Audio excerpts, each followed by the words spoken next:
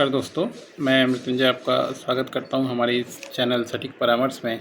और देखिए, ये बहुत ही दुखद घटना आज है सामने आई है। सनमार्ग न्यूज़पेपर है बंगाल का। कोलकाता में हम लोग हैं, अभी छठ पूजा में आए हुए थे घर अपने, और यहाँ के ऑफिस में भी हैं। तो ये देखिए, एक न्यूज़ है कि मंदिर में भगदड़ बनकर आई मौत, और जिसमें समझिए कम से कम आंध्र प्रदेश के मंदिर के हिंसा में 9 लोगों की मौत, और मृतकों के परिजनों को 2-2 लाख रुपए दिए जाने की मदद। तो ये कारण क्या है और ये चीज़ें क्यों हो रही है, ये भी थोड़ा सा मंदिरों में भगदड़ के पीछे आपको देखना पड़ेगा। जितने भी ये साउथ के मंदिर में आप देखिए, ज़्यादातर भगदड़ वाला मामला आता है। होता क्या है, ये मंदिर मान लीजिए जितने भी हैं, गवर्नमेंट के सिस्टम को नहीं मानते खासकर, क्योंकि इनका क्या है, जितना भी राशि आ जाए, दान राशि आ जाए, मान लीजिए ट्रस्ट के अंडर में रहते हैं, तो अपनी जेब में इनके चला जाता है। तो इसका फ़ायदा तो उठाते ही हैं। प्लस कोई नियम कानून इनके लिए नहीं है हमारे देश में कि इनका जो गेट है, एंट्री गेट कहाँ से होना चाहिए, एग्जिट गेट कहाँ से होना चाहिए, कितना बड़ा होना चाहिए या कितना कैपेसिटी होना चाहिए। क्योंकि मान लीजिए कोई भी जब आप काम करेंगे, आप कोई भी बिज़नेस करने जा रहे हो या काम करने जा रहे हो, तो आपको एक लेआउट बना के देना पड़ता है कि कितने आदमी एक बार में आप कितना माल वहाँ पे रख पाएंगे, गोडाउन आपका कितना बड़ा है, एग्जिट पॉइंट क्या है, फायर सिस्टम क्या है। अभी देखिए, पंडालों में भी अगर दुर्गा पूजा का पंडाल को भी परमिशन अगर आपको लेना है, तो ये प्लान लेआउट बना कर देना पड़ता है कि आपका एंट्री पॉइंट कहाँ है, एग्जिट पॉइंट क्या है, और कितने लोग एक बार में लाइन में खड़े हो सकते हैं, या अंदर का जो पार्ट है उसमें कितने लोग एक साथ खड़े होकर पूजा कर सकते हैं। मगर मंदिरों में देखिए, ये सब चीज़ें नहीं हैं।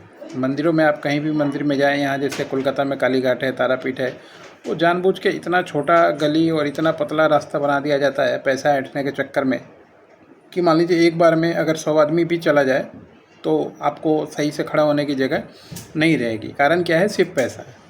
अब यहाँ पे तो मान लीजिए साउथ में क्या है, वो यहाँ से बैठे नहीं बता सकते, मगर बाकी यहाँ के मंदिरों में आप जाइए तो वीआईपी लाइन चलता है। 100, 200, 500, हज़ार रुपये तक का रुपए में लाइन बिकता है दर्शन करने के लिए।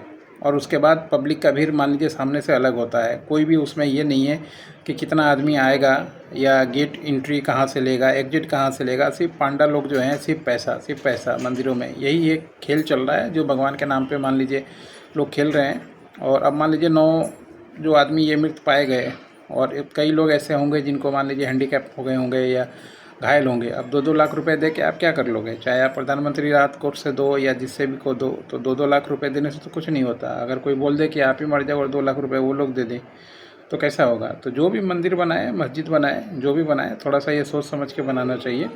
सिर्फ अपने फ़ायदे के लिए, पैसा ऐंठने के लिए, ब्लैकमेल करने के लिए और पैसा कमाने के लिए यहाँ बैठे भगवान को मत बेचिए। बेचना है तो अपने आप को बेचिए, क्योंकि मान लीजिए आपको ऐसा कुछ कर नहीं सकते कि आपको देखने आए।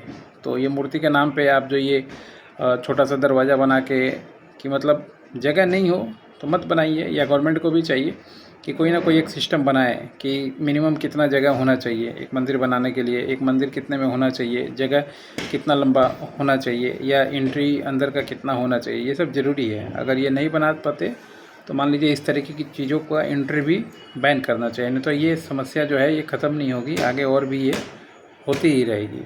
आज के लिए इतना ये सजेशन है। अगर अच्छा लगे तो माने, नहीं अच्छा लगे नहीं माने। मगर पब्लिक को भी चाहिए कि थोड़ा सोच समझ के जाए, जहाँ भीड़ हो वहाँ अवॉइड करें। फिर दूसरे दिन चले जाएंगे तो ऐसा नहीं है कि वहाँ के भगवान उठ के आपके चले जाएंगे दूसरे जगह, ऐसा नहीं होता।